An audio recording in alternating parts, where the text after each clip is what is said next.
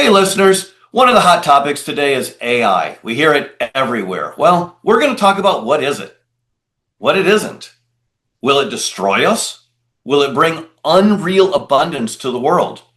And much more. So sit back and enjoy, and I think you're going to learn some things about AI and how to approach it.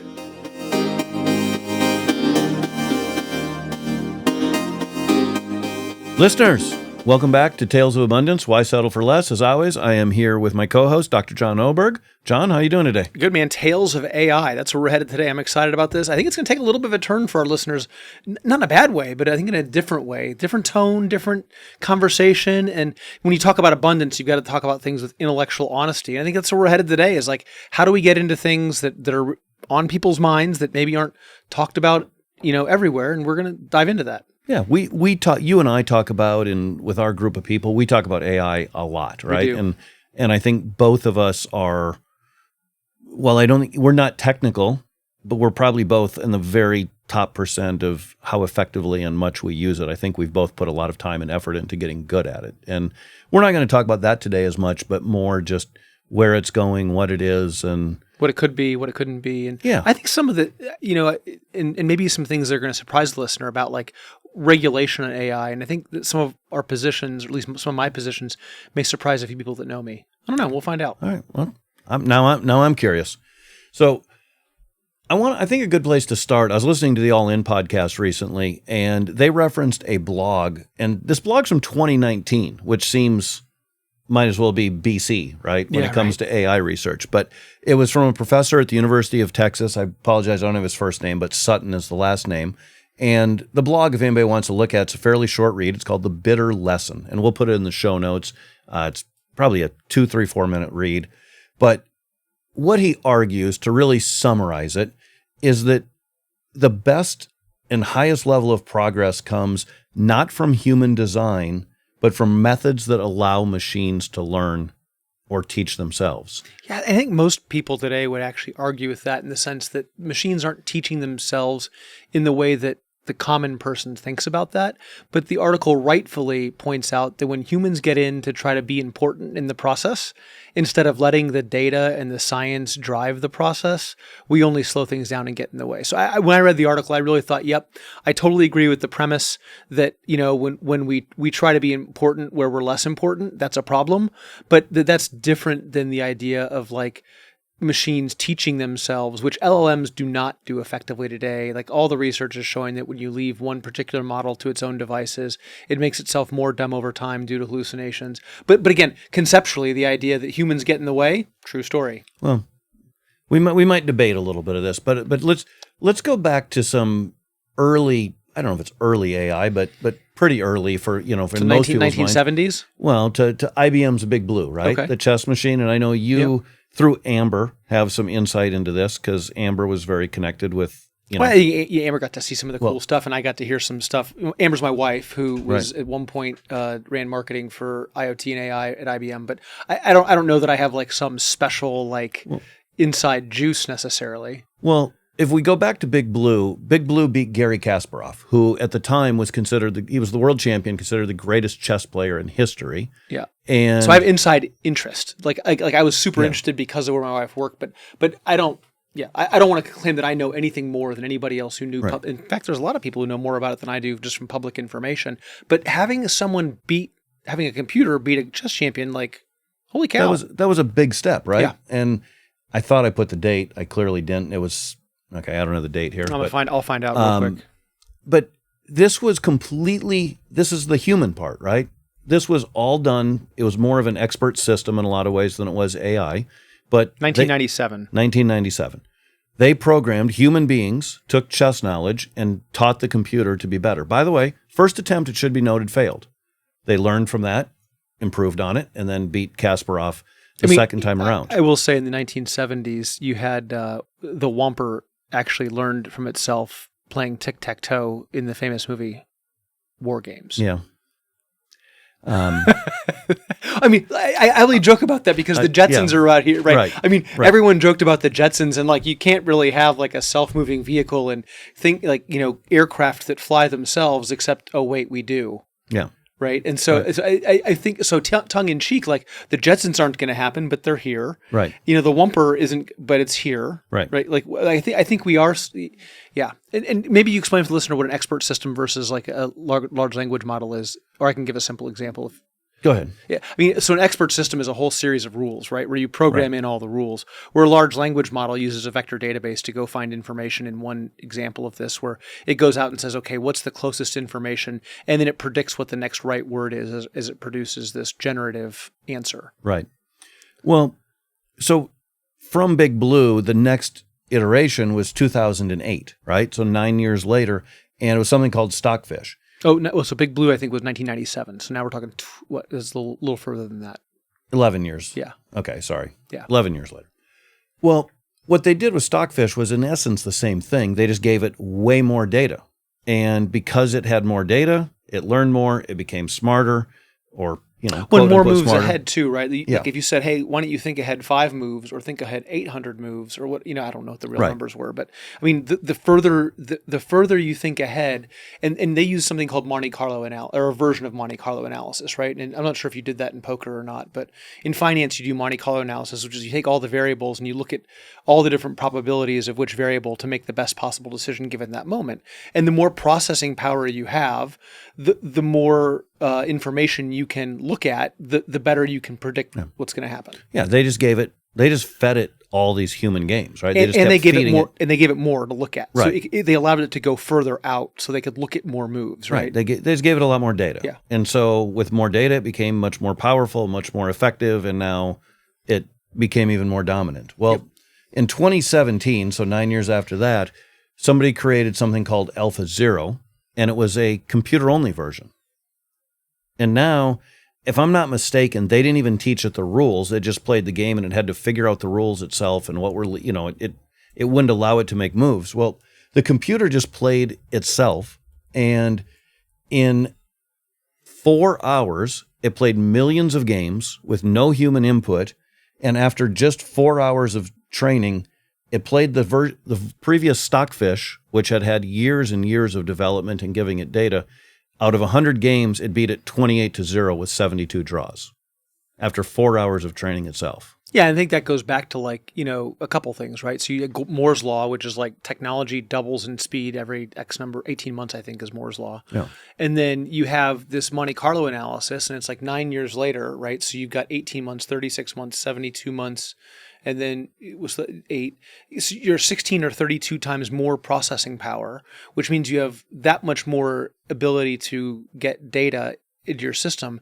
And what this thing was doing, Alpha Zero, according to the 10 seconds of research that I did, was it just created a more robust Monte Carlo tree.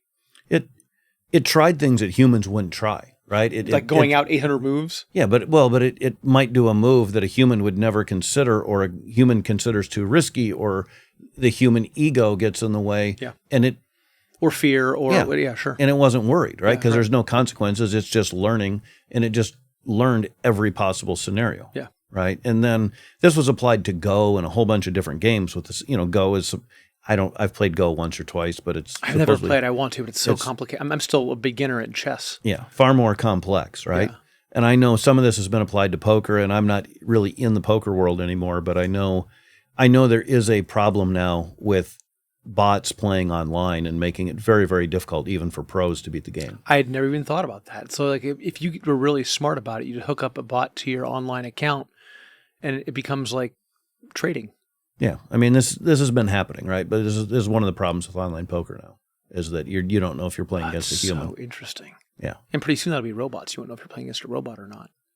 Or with a neural implant or, right. I mean, wow. Right. Huh. So, well, let's talk about Elon Musk. And I think, we try to keep these evergreen, but here not long ago, Grok 4.0 came out. Yeah. And they're saying all of the metrics and the standards this is now the most powerful model. Have you played with Grok 4.0? Just a little bit before we came in, and I will say, with my experience, there's model jumps ahead, right? So it's like ChatGPT happens, then Gemini does something, Right. then Grok does something, then Llama does something, and then it cycles through again in a different order. So much so that when we're developing AI inside my companies, we create a platform that we can plug and unplug models as they make those leaps forward. And then, sometimes you'll have people that use one model in one company, so ChatGPT, and you become really proficient with prompting that particular model. They update another model, and you have to learn how to prompt that new model. Or if you move from GPT to Gemini, Gemini to Grok, Grok to you have to learn how to work within that model most successfully. So I'm not surprised at all that Grok has jumped forward.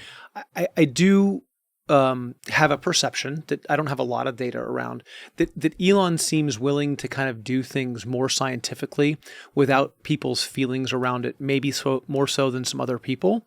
Although that's only because I've read more press on him than I've read on Altman or anybody else. Well, what stands out to me with the Grok being so far ahead is if you think of the head start that OpenAI and Claude and Google, they had a big head start. In a lot of ways. But hold on. But Elon also was an early investor in ChatGPT and OpenAI, and he was super involved. Understood.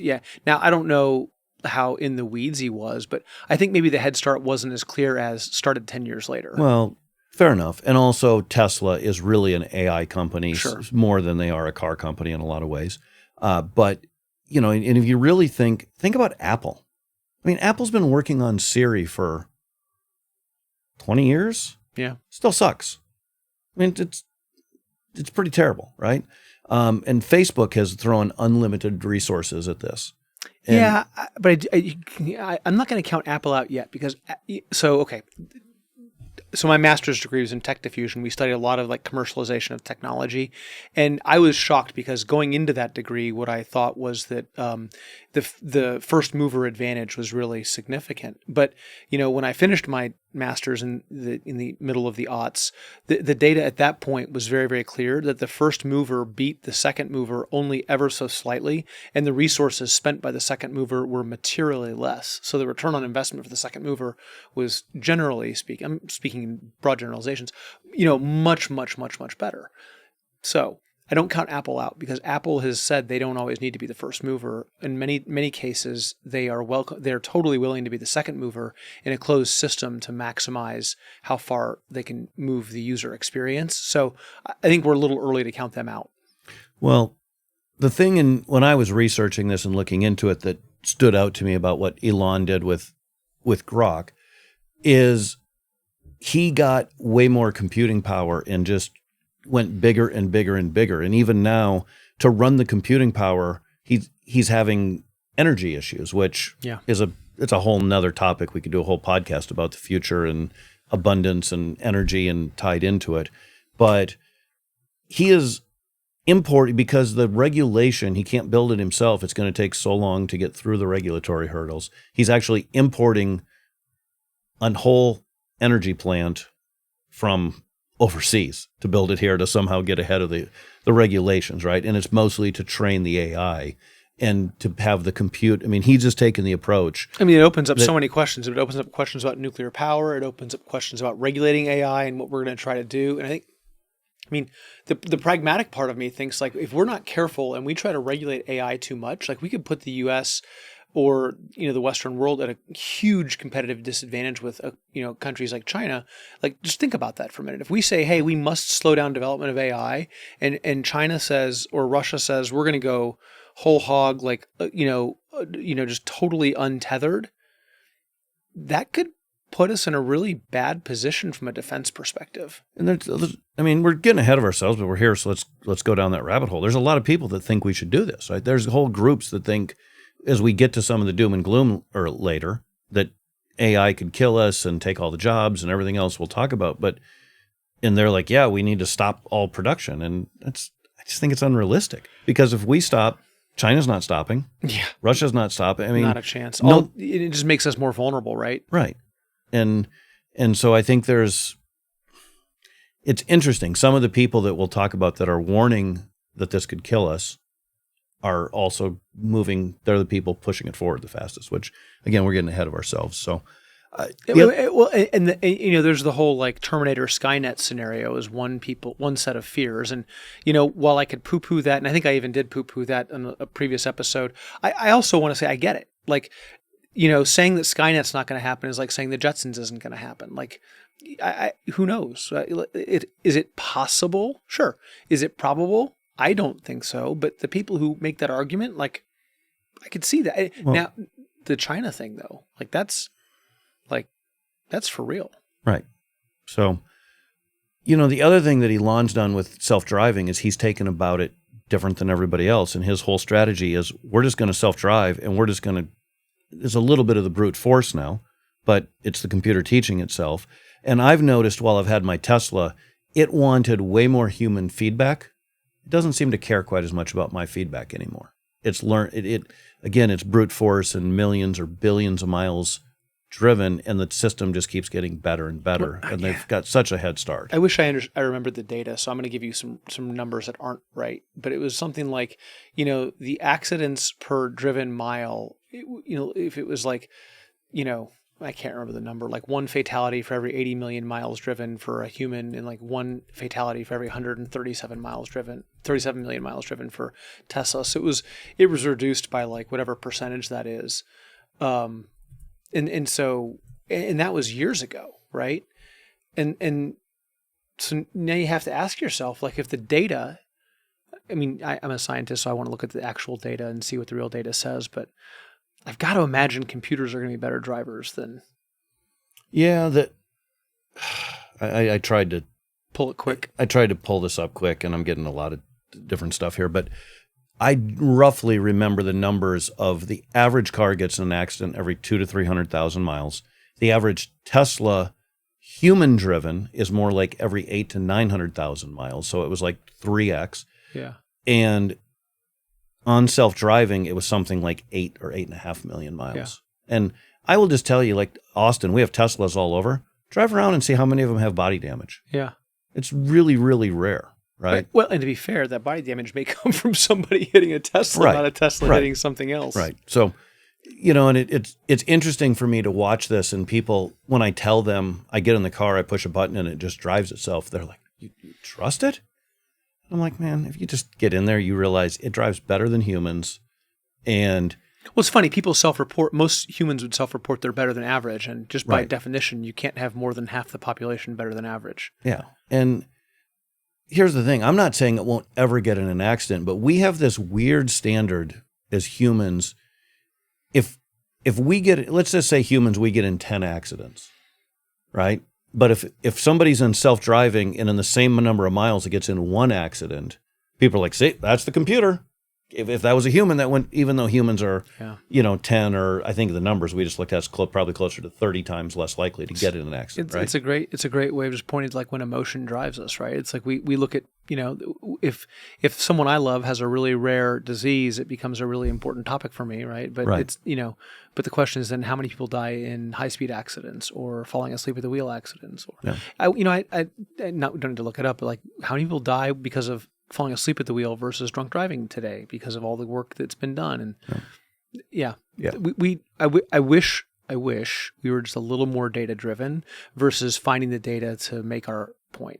But let's talk about that. I mean, we're humans. Why aren't we? Well, because the way the human brain works, we make a decision emotionally, then we justify it logically. So we've made the decision in an instant, and then we go find the data to support our position, and that's the way the brain works. And so, I think it's limited us in a lot of ways, right? That we come in, we have these preconceived notions, and I think it's the same reason companies are usually beaten by somebody from the outside, right? Disrupted. That inside they go, this is how it's done, and somebody from a completely different industry comes in and sees things that they just don't see. Yeah. Right. And I think this has happened in academia, right? If somebody's written a textbook and they have a belief system and somebody comes in and challenges that, we want to win. We want to be, we're all part of teams. Yeah, I mean, that's not, I mean, the way the scientific method was designed was that so we would be hopefully permanently curious and try to move the frontier of knowledge forward. But the reality is someone's getting paid to do research. They've made a career out of it. They've got tenure, whatever the case may be. So there's still that emotion, a little bit of protectionism. We can all hope that we're not that way. I mean, I could hope that I am, and you can hope that you are. And sure. No, it's hard. I'm not Yeah. saying it even critically, really. I mean, maybe a little critically, but it's not, it's humans. Like we're, Flawed. but once we've put our effort and time, I mean, I feel a little sorry for people, right? If somebody has done this research and they've spent their entire life coming to this conclusion and somebody else comes along and proves it wrong, like that's got to be disheartening as hell. Just before this podcast, I was having a discussion with Dr. Dustin Williams, who's my partner in the medical practice, who has been on the podcast. And we were talking about another doctor. And one of the things I respect about this doctor, who's an influential physician, was that he will go out, find research, and take a position, and really take a position.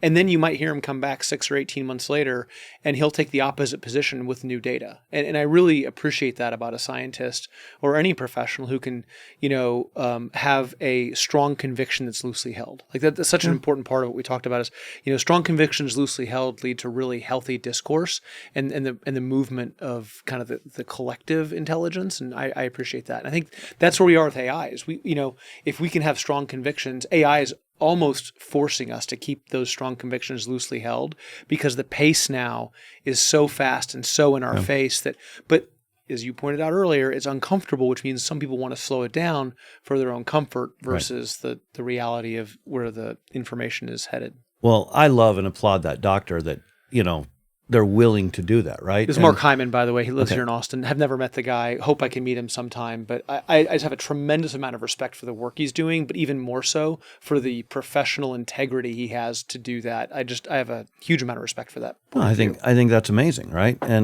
But most people aren't willing to do that, and some of that is, I think it's society, it's the media. Look at politicians, right? If a politician has a belief system or as a campaign, and 20 years later they change it, they get lambasted. Now, sometimes it's because they're a hypocrite or they flip-flopped or they sold out. I get it, right? I'm the last person that's going to back up the politician here, right? The people that know me. But if they had a belief system that they truly believed 20 years ago and now they have new information, like you said, Dr. Mark Hyman, I want them to change. And I tell people, all the time in our consulting practice, it's like, hey, look, you got to give people the room to grow and change. Right. You've got to give them the space to do it. And if you hold them to what you knew about them previously and they're trying to move forward, that may not be fair for that relationship. So yeah, I mean, I think of it an airplane pilot, right? If an airplane pilot gets in and we have a flight plan, and all of a sudden there's a storm that moves into the way of the flight plan. Please change direction. Yes. So can we change the flight plan, please? I'd like to live. Yeah. Right. That's it. That's exactly right. Right. So, but there are some pilots with so much hubris that leads to accidents. Like we see that aviation is a great example of that. Yeah. Yeah. Definitely. So what else? I mean, how do we overcome this as humans? I mean, I think this is AI learns better without us in a lot of ways, but our ego, our hubris, our pride, whatever else gets in the way. I was a guest on a podcast this morning, and we talked about I think the question at the end was like, how do you give somebody hope? And my perspective on this is similar to my perspective on a lot of things. I'm a social worker by training, and so I tend to think about things in the micro, meso, and macro level, meaning that the micro level is the individual, the meso level is the community, and the macro level is then the policy. And we may be living in a world with imperfect policies and imperfect communities, but that doesn't have to mean that we give up all of our agency as individuals. Like we can still find ways to move forward in the face of policies that may not be perfect or communities that may be imperfect, which I think all policies are imperfect and all people are imperfect and all communities.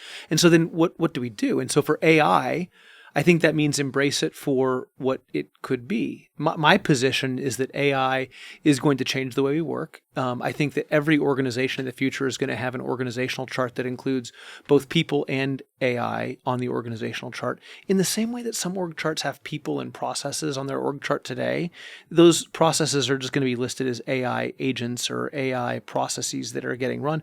And the worker of the future is going to be the person that is not necessarily the job being replaced by AI, someone said it great the other day. It's like, not that your job's going to be replaced by AI. Your job's going to be replaced by someone who does their job with AI better. Right. And so how do you now become a manager of that set of processes? And we're going to have to up level in the same way that people who made buggy whips are out of an industry, right? 100 years, 120 years ago, we're moving forward. Yeah. Well, and I think one of the things that, you and I have talked about is, AI is wrong too. AI makes Sure. mistakes all the time. Absolutely. And my feeling is that a lot of times when it makes a mistake, it's because I gave it the wrong information. I didn't ask the right question. But sometimes it hallucinates, makes things up, tries to find the right answer, et cetera. Hallucination's real. Right. And when and this is okay, and so this is where AI has a problem, right? When AI learns from itself, it learns, and we're talking about LLMs specifically now. The LLM goes and learns from its own hallucinations, and that just makes the problem perpetually worse, right? And so that's why there's probably less risk in today's, like where we are today with AI, than some people are worried about. Not to poo-poo the whole thing, but like that, I'm just not too worried about AI becoming the next human or the next evolution of humanity.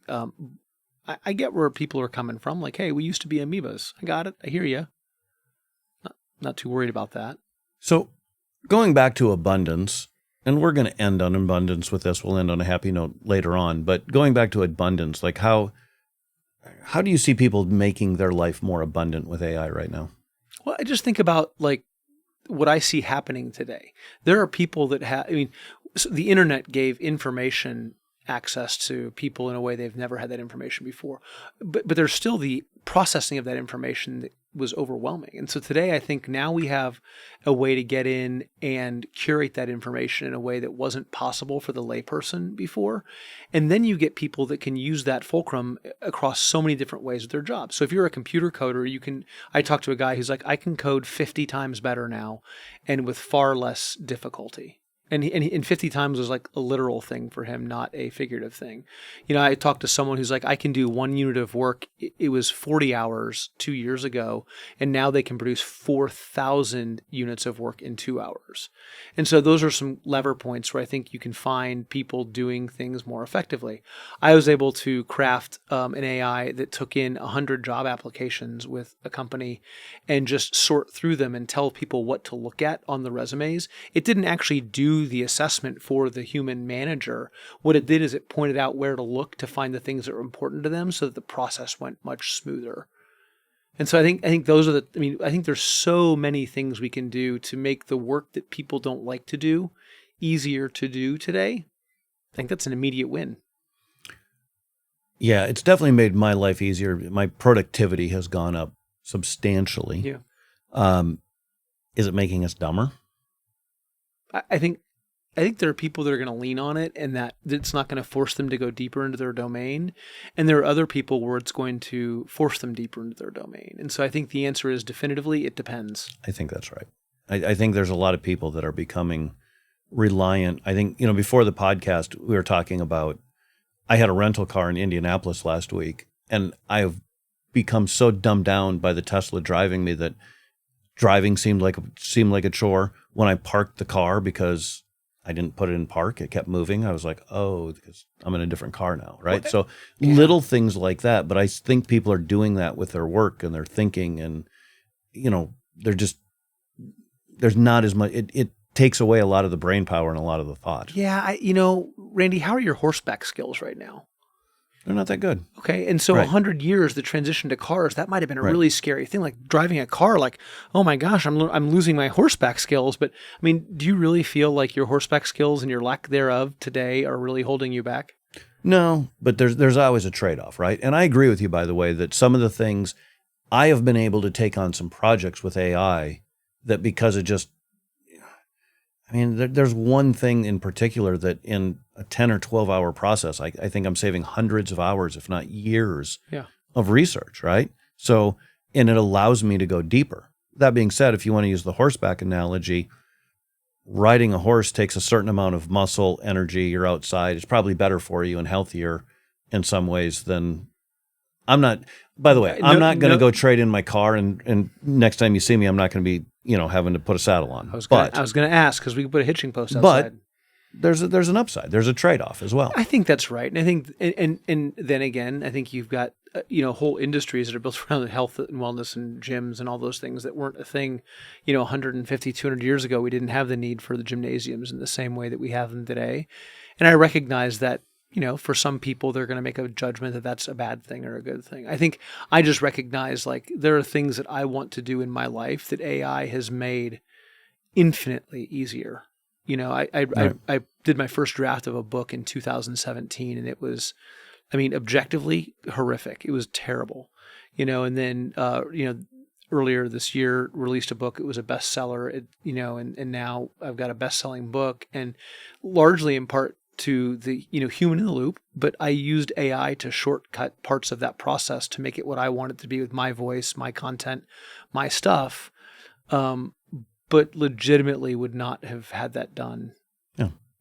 Same experience. I hired a ghostwriter, by the way, and I paid a ghostwriter 2x what I paid to do it on my own, and it took me less time, less energy than the ghostwriter. That's unbelievable. So, yeah. So I think it's again, it depends where you apply it. Graphing calculators, I think, were some version of this when I was in college. Like you had to learn how to code to use them at their peak. And if you had a business calculator, you had to understand the formulas. And so I think AI is the next, I'm overly simplifying, but no, I think that's a really good way. I look at that a lot. I've used that analogy for people. Think of it like a calculator, yeah. Right? Education. How is this going to impact education? Look, I teach at the, graduate school level, and I tell students, like, you're going to write these papers and do this work. And I require you to cite all of your work. So if you're going to use artificial intelligence, I really encourage you to do that, and then just cite exactly where you used it and how you did it. And then and I'm okay with that. And if you choose not to use AI and go the other way, then that's just up to you. But I don't understand in this world why you would do math without a calculator, or why would you do, profit and loss statements without a spreadsheet, or why you, I just don't like, if you want to do it because you think you're learning it that way, fundamentally, there's the right classes for that. Mine is not one of them. Where does this go? That's today. 5, 10, 20 years in the future, what's it look like? We're building AI right now for patients that is teaching patients how to be better at being a patient. I have to imagine that we're going to have more case studies, more educational simulation, more experiential learning. It's going to go back to being the schoolhouse where you had like a school teacher for every 12 kids, but now you're going to have, probably, a much higher ratio with much better education. And frankly, to me, it's about meeting people where they are. And think about an AI's ability to meet a child where the child is, to make sure they have the maximum learning opportunity for that child. I think we're going to get to a point very quickly, if we're open to it, where we can really let people lean into their strengths. And I have some really big questions. I sit on a board that is, regional or national in scope, depending on how you look at it, around education and innovation in education. And I'm really pushing hard for like, how do we really think about education differently? And do we want to go talk about the way that things are done in Europe, where someone's put on their career path when they're in their early teens? And I don't understand enough of that yet to know if that's the right or the wrong answer. What I do know is that you can get surgeons, 4 years out of high school that are competent doing surgery instead of 12 years after high school.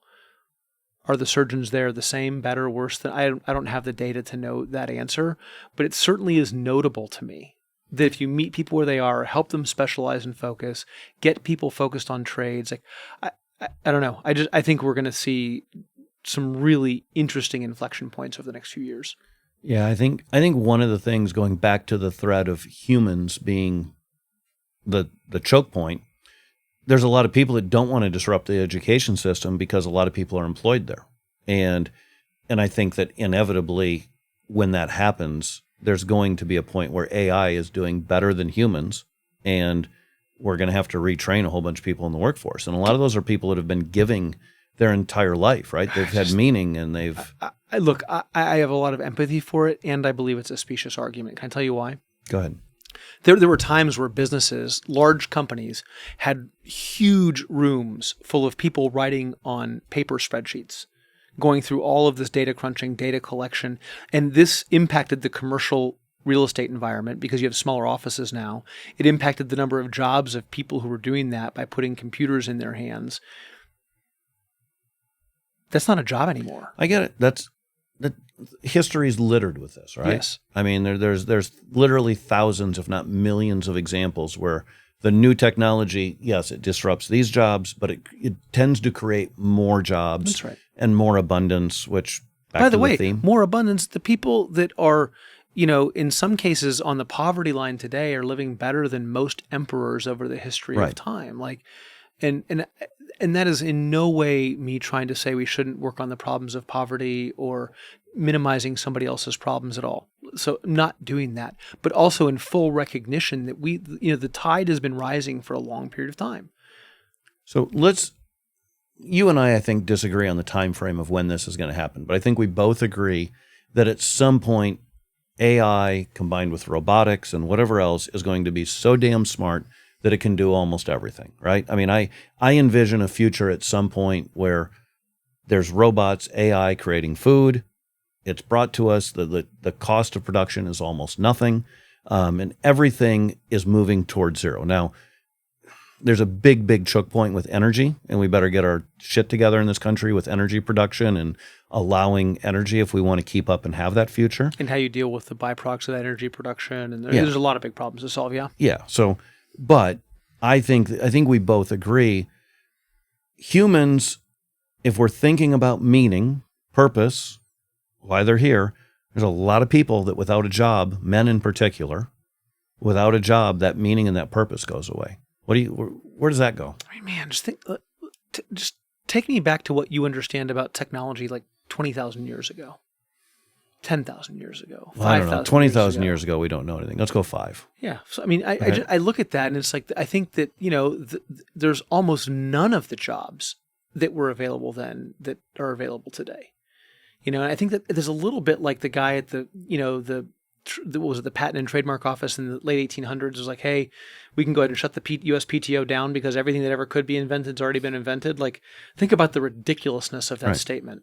Right. Like air travel had not been, like airplanes hadn't been invented, and we went from like Kitty Hawk to the moon in, less than 100 years. Look, there's the Star Wars future, right? I mean, or not Star Wars, Star Trek future, where they're going through the galaxy, finding new things, et cetera, et cetera, et cetera. I mean, there's a book called Imminent, which I'm going to be a little weird here. There's a book called Imminent by a guy who worked for like the part of the U.S. government, and he's a very credible sounding author who goes through like extraterrestrial life, and he's talking about like forms of propulsion that defy physics as we know it, which leads to a whole nother, like, there could be entire fields of, and this is your argument to me all the time, we just don't understand so many things. Right. Like, we can't even fathom what those jobs are going to be.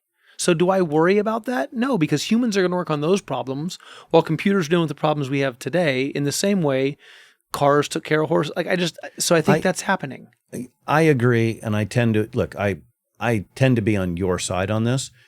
I'm playing devil's advocate a little bit because I think there's a lot of people that are on the other side, but I also... And that's reasonable, right? It's reasonable. I have a little more empathy, maybe a lot more empathy in this case than I do with a lot of technological advances. I think this is going to happen so fast, so quickly, and we start, we talked about teachers. I mean, it could be driving jobs, it's white collar jobs, it's just all these jobs start going away. There's going to be some blood in the streets. I mean, there's going to be people that have a really hard time with this transition. 100%. I think society is going to thrive, and there are going to be some people that really have a challenge with it, particularly people that are mid to late career that are going to have a harder time retooling their career. Like, absolutely. And should we have really humane ways of handling those problems? Absolutely. We should talk about that as a thing to do. I just don't believe that trying to put the genie back in the bottle is the right answer. And I think the more time we spend arguing about that, the less time we're spending solving the problem in a way that's actually going to work and be helpful for those people. Yeah, I think putting the genie back in the bottle, it would be like if one country now said, we're going to get rid of our nuclear weapens, I don't know how many countries, let's say 10 countries have nuclear weapons and 9 of them get rid of them and 1 doesn't, right? Yeah. I mean, that's ultimately the problem. Well, let's let's go to break. When we come back, we're going to go into kind of the two extremes, the doom and gloom. Like, what are some of the predictions that some really smart people are saying? And Sure.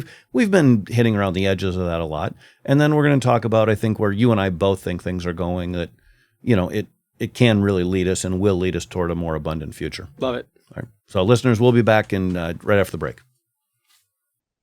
Hey, it's Randy from Tales of Abundance. Is starting a business part of your journey? Do you have ambition but no clear path? Maybe you feel trapped in your current career. Do you want a real business that can produce $250,000 or more income for you and your family? We have an opportunity for a profitable business that can be part of your path to abundance. I want to personally invite you to see the proven system we've built. It's designed to give you that freedom and control you've been searching for. Visit premiumcabinets.com/abundance to learn more. That's premiumcabinets.com/abundance. Listeners, welcome back to Tales of Abundance. Why settle for more? We've been talking about AI today, and Why settle for less? I love it. That's, Yes. Right. AI, written by AI, all the new scripting, darn it. there we go. All right. So we said when we come back, we're going to talk about the doom and gloom. Because, I think, That's why settle for more. You had the doom There you and go. gloom hat on. all right. So, all right. So here are some quotes that I looked up using AI nonetheless. And I just asked Elon Musk predictions, right? One of the people intimately involved in AI. With AI, we are summoning the demon. All right. That was one quote. Another quote from Elon was, AI is our biggest why can't I talk today? Existential threat. Here's another one from a few years ago on the Lex Friedman podcast. His estimated risk of it basically ending civilization, killing us all, mind you, is 5 to 10%, possibly higher. That one jumps out to me because, when we were developing the nuclear bomb, right, the Manhattan Project, I believe it was called. Yeah. I think there was a real debate if we should be doing this, and there were people that said we shouldn't, and they put the chances, it was somewhere way under 1%. And there was a discussion. Yeah, but they thought, I think my recollection of this was they thought there was a chance that the chain reaction would just take us out on day one. Funny story about that. Right. My grandfather was a flight surgeon in the U.S. Army Air Corps in New Mexico, Alamogordo, and he was flying in the air the day the first bomb was detonated toward Albuquerque. And they came on and they told him to land the plane or they'd be shot down. And he put it together decades later that the reason they told him he'd be shot down, they weren't sure that flying through Albuquerque, he wouldn't be knocked out of the sky when they'd hit the bomb. Wow. Yeah. Scary. So it's not the first time. And it seems, look, on its surface, that seems really irresponsible to me. And we've talked about earlier in the episode, not everybody's going to stop, right? Like there are people that are going to keep developing AI. So And wasn't Oppenheimer doing physics for somebody else at one point? I don't remember the details was of he? that. A lot of those people were German. A lot of them were Yeah. Nazis, frankly. Yeah, a lot of NASA were Nazis. Yeah, I think. Werner von Braun or whatever, I think, was a Nazi. And I hear, Elon Musk and some of the comments he's made, like most visionaries, it's like big, bold prediction. Like the number of times he said we're going to have full self-driving cars this year, number of years in a row, right? And so when I hear him say 5 to 10%, what I hear is really smart guy, really worried about it, doesn't get the timing right every time, and also is the best marketer. He's like, I don't spend any money on marketing, yet he is the mark. So I take it with a grain of salt. Like, it's super smart. He's concerned. I hear it. But to say that like AI is a bigger threat to society than isolation, I have a hard time as a social scientist and as a health scientist buying into that. I get it. Here, a couple more quotes from Sam Altman, who is the head of OpenAI. Warns that AI could pose an why can I not say Existential is the word you're looking for. I'm really struggling today. Threat on par with nuclear war. Believes that mitigating extinction risk from AI should be a global priority. But again, keeps moving forward as fast as possible. That's also the guy that took it out of the open source model into a for-profit model. Correct. Right. Yeah. There's definitely some hypocrisy there, right? Well, I don't know if it's hypocrisy or just economic self-interest, right? Like, we should definitely think about doing that as long as it makes me rich in the process. Yeah. Here's another quote from him. He admits, AI will probably most likely lead to the end of the world, jokingly underscoring the seriousness while building powerful AI companies, right? We'll probably most likely. I love Yeah. the certainty of that. Yeah. That's great. And There's definitely a possibility that it might. Yeah. And from Anthropic's founder, Dario, I can't say his last name, we'll just call him Dario, warns AI could eliminate up to 50% of entry-level white-collar roles in the next 1 to 5 years, potentially causing 10 to 20% employment. Now that one, see, I think so. The number of internships in the country this summer for college students, and this is 100% anecdotal, but I've got a sample size that's, it's notable. I don't think there's nearly the number of internships for white collar positions as there have been in the past. No, I think I've mentioned on here before, or certainly you and I in conversation. My son's best friend graduated with a computer science degree and can't find a job in computer science, and none of the other people he graduated from a major college. Yeah. And none of them, almost none of them are finding jobs right now. It's hard. Right. So earlier when you were saying, the quote, and I've used it before, that it won't be AI that takes your job, it'll be somebody using it, but they might take 50 jobs, right? Or 100 jobs or 1,000 jobs. Yeah. And look, I think, someone was talking today about, you can get a job as a prompt engineer today. So is a prompt engineer more effective than someone who's a computer programmer? And I don't know the answer to that, but the reality is that things are changing. Yeah. And they're changing faster now. And so where they change a little slower before and a little harder to see, it's far more stark today. Yeah.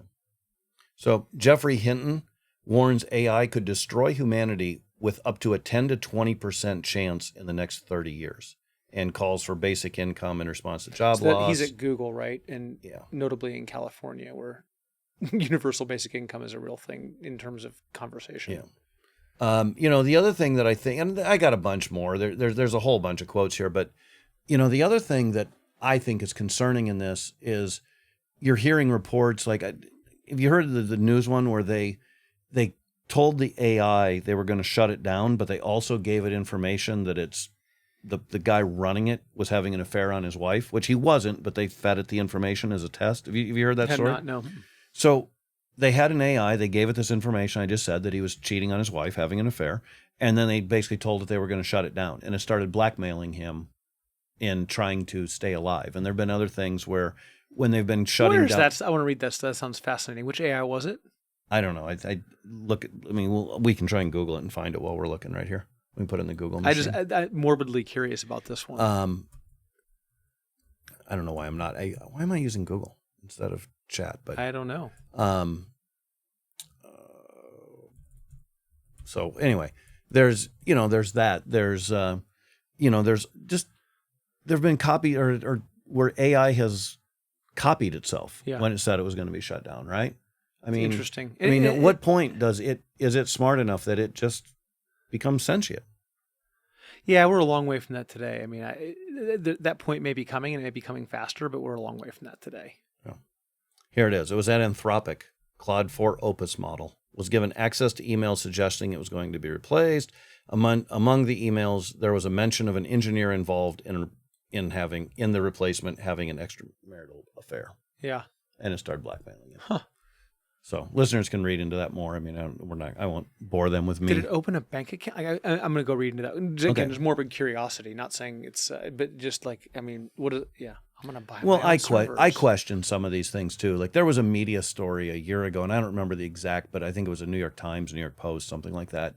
And the person was talking about something with an online dating, and it seemed Well, I got to tell you, there's so much work right now being done to understand search engine optimization and artificial intelligence engine optimization for marketing purposes that, there's a reasonable chance that some people believe any marketing is good marketing, that they've created these case studies so that they can put it out there to get more, domain authority and expertise. Like I'm a little bit skeptical in some of this stuff and just the media more broadly. So yeah, I think I see it happening faster than you do, but I do think it's inevitable that it's smarter than us. And if it's not already, it's really, really close. Smarter is interesting, right? Yeah. In terms of ability to process, I think I'm a pretty smart guy, but my ability to process as much information as an AI, like there's no comparison. Like I can't catch up and never will. Right. But then how I can harness and act on that information is a different thing. Well, but go back to where we started early with chess, right? and the loop that once AI started teaching itself how much better it is in just 4 hours, it can take at some point it will be able to take all these different disciplines and put them together. I think it's inevitable. It's smarter than us. Now, again, I think this will lead toward abundance, but it could mean taking jobs. I mean, on the other end of the spectrum is it kills all of us, right? We become a slave. Yeah, but you're forgetting the part about, okay, maybe it kills all of us. Maybe it cures cancer. Right. Maybe it figures out this new type of plasma hyperdrive that gets us through, black holes to nirvana. Like, I mean, well, it also just might ignore us, right? I mean, it also just, could ignore us. I mean, I think of it, if somebody's walking along and we see ants, we don't really see them as a threat. We just kind of keep going. Yeah. So it could be. So let's go to the other side, right? What is the abundance? Yeah, I mean, I think about just the way that AI can model information, and the way, like, I think about what it could do for pharmacology and for personalized medicine, and what it's already doing for personalized medicine with our practice, and what it could do for the reduction of, the cost of mental health care delivery, where we have not enough, mental health care workers, and it's, too costly in many circumstances, and what it can do for optimizing, any one of 100 healthcare problems or mental health problems. Like, if you take it and you apply it to kind of some of the hardest problems, or, what if it does get applied to this whole thing about, like, unidentified, aerial vehicles that people don't know how to explain their propulsion systems, or make the next big breakthroughs in string theory, or like, I think those things have to be considered at least as likely. Oh, I think that's the most likely, right? But there is the poker player in me, right? That I look at. There's the perfect scenario, right? The abundance. We have the Star Trek future where we are flying through the air. Everybody's living off of credits, and whatever. I haven't seen Star Trek in years, but they had the replicators where it just made stuff, and tricorder, the tricorders to do all the medicals. This ideal world, right? Yeah, sure. There's a certain percentage chance of that, and there's also a certain percentage of it kills us all. Right? Sure. I don't think that's the most likely outcome, but I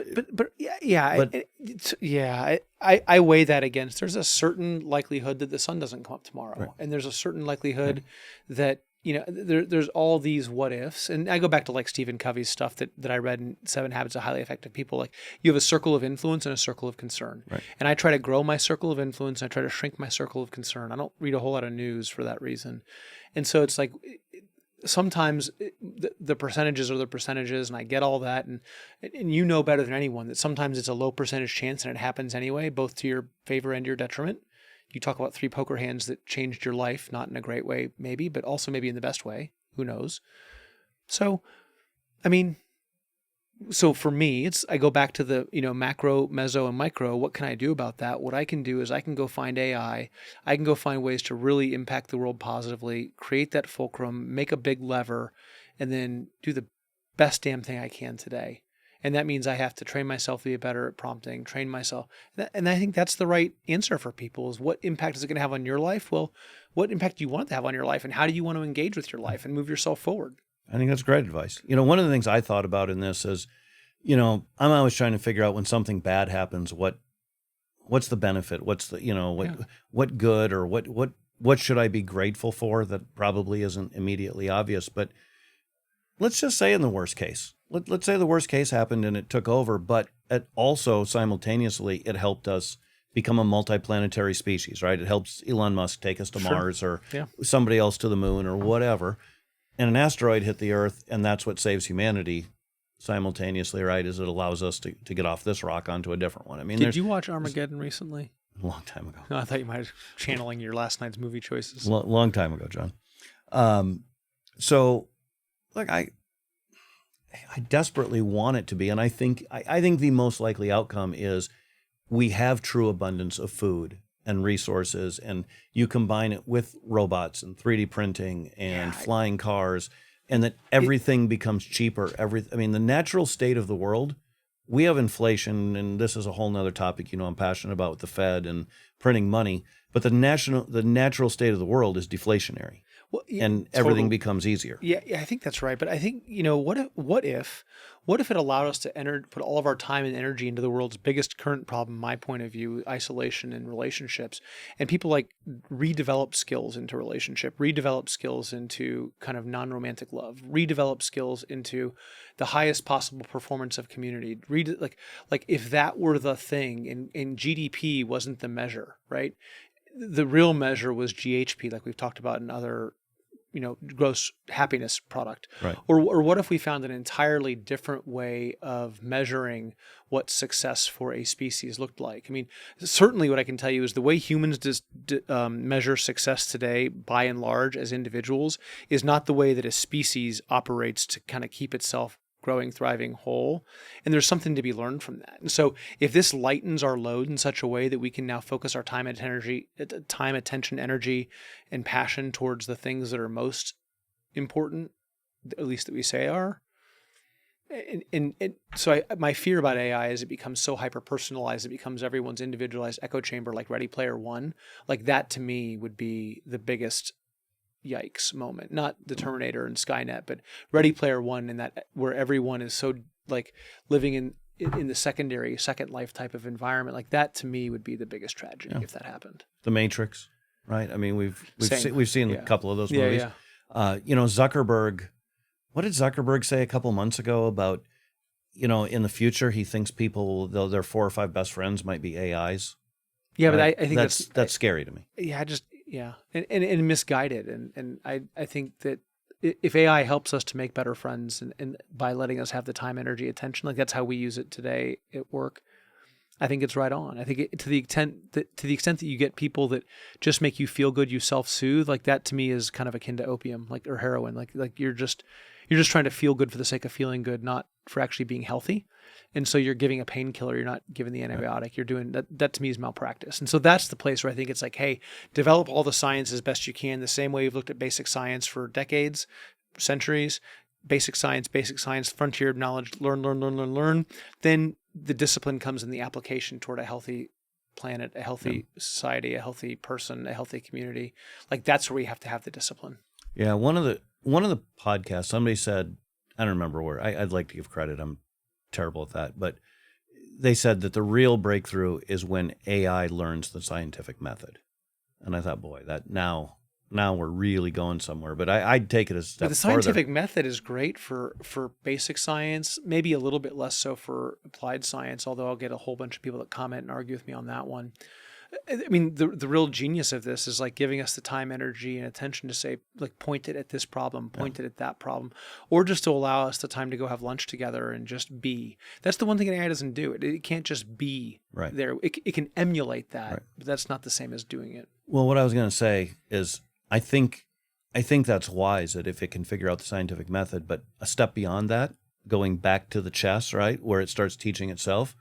What if it improves on the scientific method? What if it comes up with a better? We just assume that's the best because that's been the best for centuries, right? But I love all of a sudden, I hope it does, but you're still kind of in the cerebral cortex of processing. You're not in the limbic system or the amygdala where you're processing emotion. Like you're just not doing that. And so, right now today, we don't have a computer system that it can emulate some of those types of decisions and decision-making matrices, like using what we talked about, but it can't actually feel. And maybe it develops that, maybe it doesn't. Maybe we develop that for it, maybe we don't. I don't have any. The only pushback I might have is that I kind of think about our brain and our central nervous system and all that as a computer system in a lot of ways. Well, but it has different processors, right? And so if you look at the limbic system, it processes information differently than the cerebral cortex. I got it. Yeah. But it's still a lot of electrical pulses and different things that are and it can be emulated by a computer for sure. But I think that's where, I don't know, I think that human to human relationship is something special. Yeah. And I don't, it just made me think in this very moment, I don't know enough about how bees relate to one another, but they seem to have something special too. And I'm going to have to go do an AI search on that and see if there's some kind of analog here that I'm missing. All right. The bee rabbit hole. There it is. There we go. And by the way, there is something there. I've heard somebody talk about this. I just don't remember. I don't remember the specifics. I'm going to go use AI to find a whole frontier of knowledge about it and see if it can kind of get it all together for me and see if there's a good analog. All right. I see your next book coming right there. All right. Well, just by the way, just real quickly, when I also asked AI about the positive things, more the rainbows and unicorns version of AI, it had far fewer, right? And I think that's why neither one of us like the news. If it bleeds, it leads. They Right. don't like to talk about the good news, and the Right. good quotes don't get much. But Sundar Pichai, I'm probably butchering his last name, from Google Alphabet.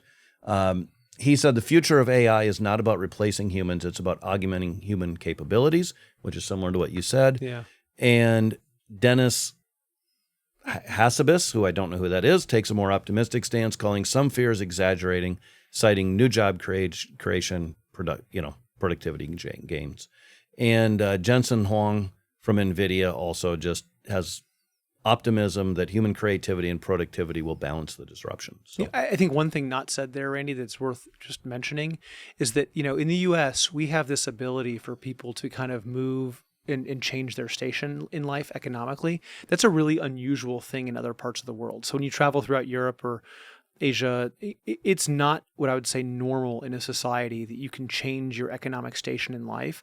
I think AI does have the potential to open the door for people to be able to change their station in life should they choose to do so. I'm not suggesting that everyone should want to do it, because that's a very kind of American culture, and it may not be the right thing for somebody, family culture. So I'm not suggesting that like we're better than somebody else, but I think it does open the door for opportunity to make it a more democratized education, more democratized information, more democratized opportunity. I do believe that's true. And I think you're going to see much more opportunity in places that didn't have the infrastructure for it before. AI can bring that infrastructure there more easily. And that's going to mean a lot more opportunity for a lot of people. Whether that's good or bad for society, I don't know. But I tend to view that as a good thing because I am American. So I think time will tell. But I think that's one of the things I don't hear being talked about enough, is just how we're going to democratize opportunity through information exchange. It's much more easy to grab hold of for people. I think we both are aligned that we think it's going to be a good thing. It's going to drive abundance. I just think there's going to be a little pain along the way, Sure. and there's going to be, the transition is going to be hard for some people, but humans, we're adaptable. It's one of the things I don't think we give ourselves enough. I think earlier we were talking about how we give ourselves too much credit for what we know and what we think, but I don't think we give ourselves enough credit for being adaptable and resilient as a species. Well, and here's what I'll say, because you've pointed out that maybe I'm a little too Pollyanna in the sense that I don't think it's going to impact people as badly as you might think it's going to. So let me just fully acknowledge there are some people that are going to get, from a career perspective at least, left behind, and it's going to really hurt some individuals and some families. I get that. I think maybe the challenge for us and for our listeners is we have in this country not done as good a job of honoring the generation before us in their wisdom and drawing that back into the collective intelligence. And so this might be a great time for those people to have a new role of giving us some of the experience from before I was born, before you were born, and making sure that we don't lose that experience as we move the generations forward. I think there's a really important voice there. And so maybe we use some of our newfound time, energy to make space for those voices and find a way to give that group of people that are most hardly hit a real spot at the table. I don't know how that plays out, but I think that might be a great challenge for all of us to think about. I think that's really wise. And I think a final question we can end on, John, is you and I both have kids who are very likely going to be greatly impacted by this, probably more than you and I, right? And whether it's kids or it could be the 50-year-old guy or gal that just lost their job because of AI at whatever company, what advice or what should they be thinking about, and how do they best prepare for this world that's clearly changing? Yeah, I'm talking to my kids a lot about understanding themselves and where their strengths are really early, and then developing professional skills quickly so they can learn how to learn. So learning how to learn, I think, is a really important skill set for someone entering the workforce right now, and then really understanding professional and personal relationships so they can navigate those things. That's a skill that's deteriorating across society. And so having those two fundamental skills, I think, is going to put people a step ahead. I think that's great. And I would also just add, learn AI, use it, play with it, like become an expert in it and take advantage of it.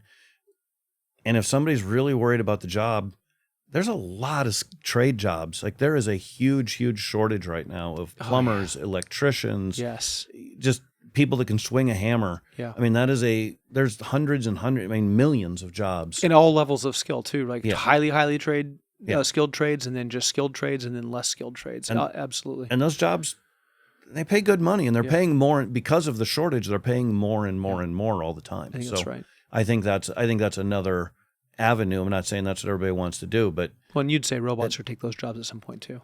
yeah, but I think they're going to be a little slower. They are. I do think that, right? Yeah. I absolutely do. Yeah. I think that's part of the world of abundance we come in. Yeah. And is that robots, combined with AI, are going to take those. But Yep. for the short term, at least it'll help them transition. And then, I would say take those profits, put it in Bitcoin, and you'll be fine. But So see, question, I had to get it in there. my question is, how do you keep the generations with all the experience engaged so we don't lose those really hard fought lessons? And then how do you take all that money and put it in Bitcoin once you've won the lesson? There we go. That's it. Let's end it on that. John, thank you. It's been an interesting discussion. Yeah, I love this and stuff. I'm sure we'll come back. This will be a recurring, because things happen so fast in AI that it seems like every week there's endless information. Listeners, thank you as always for listening. Subscribe, download, tell your friends, tell your neighbors, and everybody have a fantastic day. Only tell people you like. There you go. Talk soon. Bye. Listen and subscribe to the podcast wherever you get your podcasts. Click follow for more content like this, or go to talesofabundance.com to join our community and get free tools.